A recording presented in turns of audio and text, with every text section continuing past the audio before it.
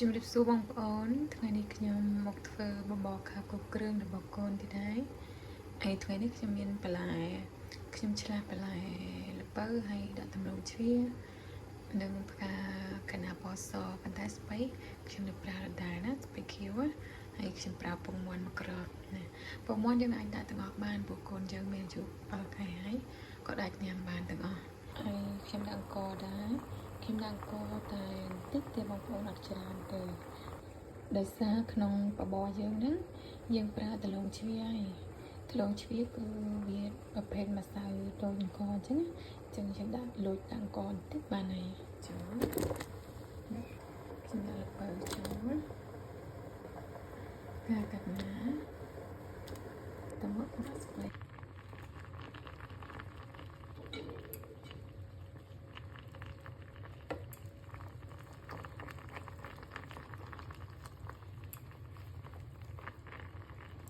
មើលបន្លែឆ្អិនមិនទៅឆ្ងាយខ្ញុំវាយពងមាន់ដាក់ជាមួយតែម្ដងហើយខ្ញុំក៏បន្ថែមប្រេងអូលីវជាមួយនឹង